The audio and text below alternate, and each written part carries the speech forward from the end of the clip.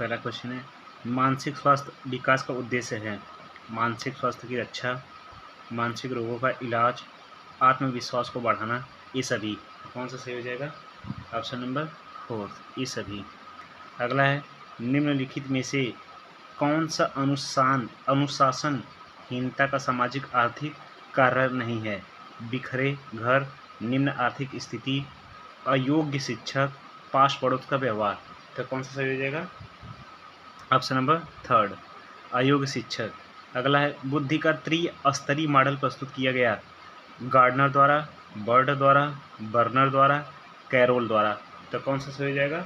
Option number 4, option number 4, Carroll द्वारा।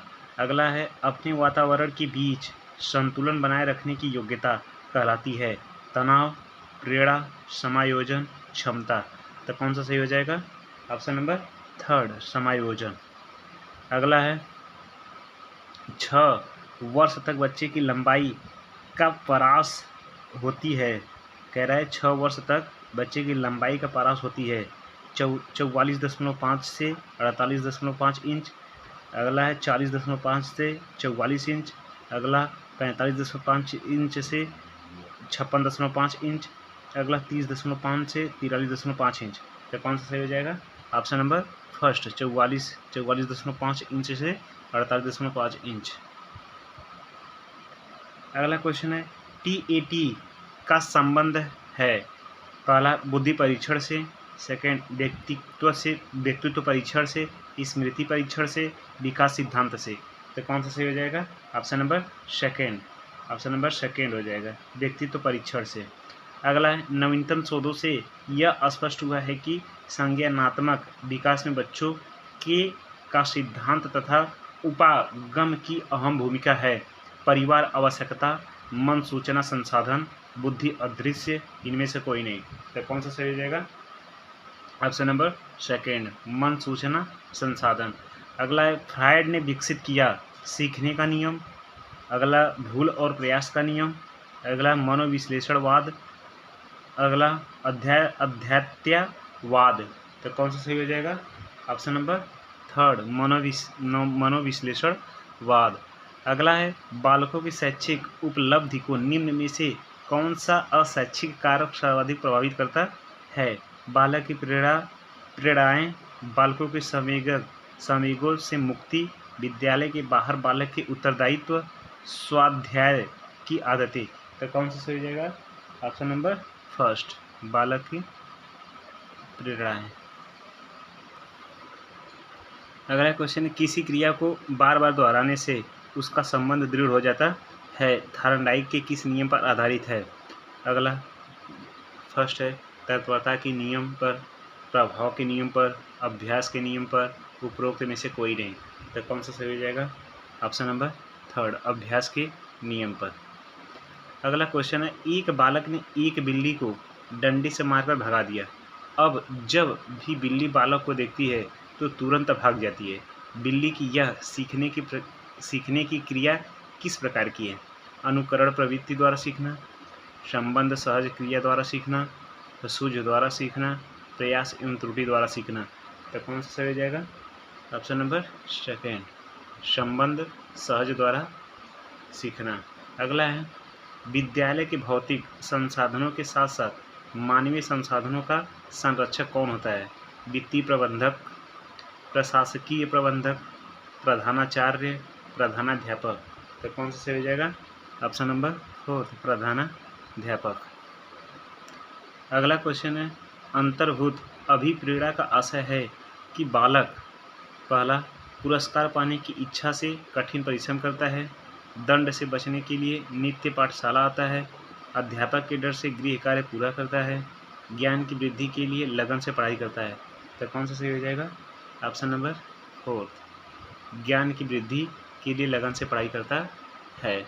अगला question है, अधिगम का प्रयत्न और भूल विधि के सिद्धांत का प्रयोग निम्नलिखित में से किसने सबसे पहले किया था? पहला, वाटसन, स्किनर, वारदाइमन, थार्नडाइक। तो कौन सा सही हो जाएगा? Option number 4, Thorndike.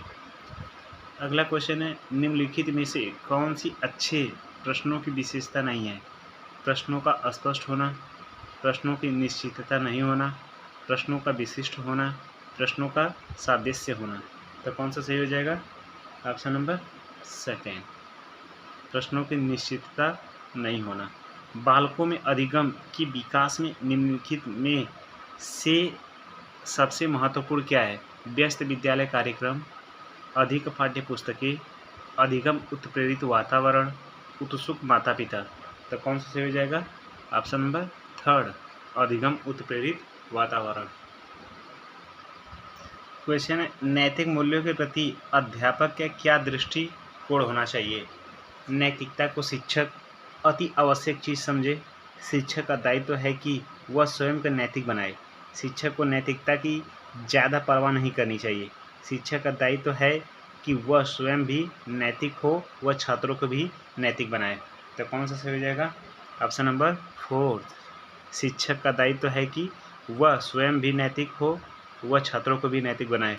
अगला है, कक्षा कक्ष में प्रयोग की जाने वाली छात्र केंद्रित शिक्षण विधियों में प्रायः शिक्षक की भूमिका रहती है। समस्या उत्पन्न करने वाली परिस्थितियों का निर्माण करना। अगला, छात्रों के लिए संभावित सामग्री एवं संसाधनों को जुटाना। अगला, छात्रों की उपकल्पना निर्माण में मदद करना। उपरोक्त सभी। तो कौन सा सही हो जाएगा? ऑप्शन नंबर फोर्थ, उपरोक्त सभी। अगला, तिरस्कृत बालक की समस्या का प्रमुख कारक क्या होता है? परिवार का निम्न आर्थिक स्तर, बालक में झूठ बोलने की आदत, बालक के द्वारा कानून की अवहेलना, माता पिता की आपसी लड़ाई। तो कौन सा हो जाएगा सही? ऑप्शन नंबर फोर्थ, माता पिता की आपसी लड़ाई। अगला, विशिष्ट बालकों के लिए पूर्व पृथकीकरण शिक्षा व्यवस्था के लिए प्रमुख उपाय है। अतिरिक्त कक्षा योजना, विशेष कक्षा योजना, विशेष विद्यालय योजना, आवासीय विद्यालय योजना। तो कौन सा सही हो जाएगा? ऑप्शन नंबर फोर, आवासीय विद्यालय योजना।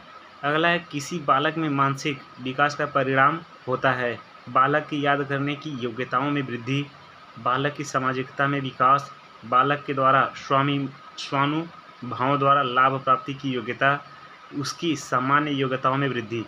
तो कौन सा सही हो जाएगा? ऑप्शन नंबर थर्ड, बालक के द्वारा स्वानुभवों द्वारा लाभ प्राप्ति की योग्यता। अगला है, मंद बुद्धि बालक की बुद्धि लब्धि होती है 130 से अधिक, 130 से कम, 80 से अधिक, 100 से कम। तो कौन सा सही हो जाएगा? ऑप्शन नंबर फोर्थ, 70 से कम। अगला क्वेश्चन है, आपकी कक्षा में पिछड़े हुए छात्रों के प्रति आपका दृष्टिकोण है। उनकी पिछड़ेपन के कारणों को ढूंढेंगे। हमने सभी का ठेका नहीं लिया है, यह सोचकर उन पर ध्यान नहीं देंगे। अन्य छात्रों के समान ही उन्हें समझेंगे, उन्हें अन्य छात्रों से अलग समझेंगे। तो कौन सा सही हो जाएगा? ऑप्शन नंबर फर्स्ट, उनके पिछड़ेपन के कारण को ढूंढेंगे।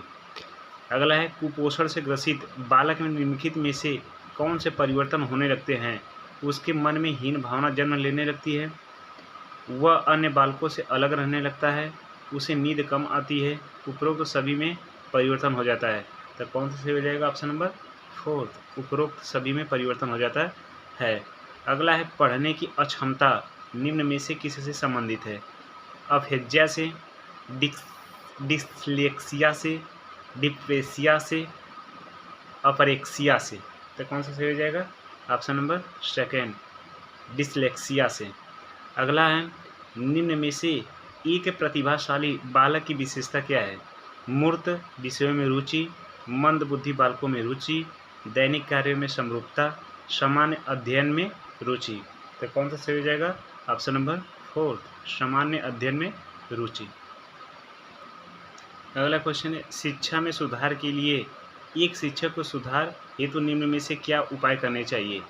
अगला है क्वेश्चन है, फर्स्ट ऑप्शन है, मुक्त अनुशासन के नियम का पालन करना चाहिए, शैक्षिक उपकरणों का प्रयोग करना चाहिए, पाठ्यक्रम को रुचिपूर्ण ढंग से पढ़ना चाहिए, उपरोक्त सभी।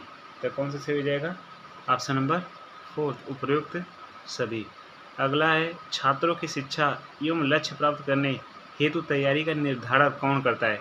संरक्षक, प्रधानाध्यापक, निर्देशक, सहायक। तो कौन सा सही हो जाएगा?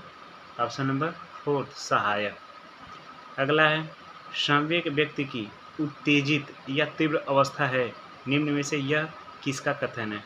वुडवर्थ का, डेनियल का, मीड का, हेज का। तो कौन सा सही हो जाएगा? ऑप्शन नंबर फर्स्ट, वुडवर्थ का। अगला क्वेश्चन है, आधुनिक बुद्धि परीक्षणों में सर्वाधिक मापन किया जाता है व्यक्तियों द्वारा प्राप्त शैक्षिक अनुभवों का, सामान्य अभियोग्यता का, जन्मजात अभियोग्यता का, सामाजिक बुद्धि का। तो कौन सा सही हो जाएगा? ऑप्शन नंबर फर्स्ट, व्यक्तियों द्वारा प्राप्त शैक्षिक अनुभवों का।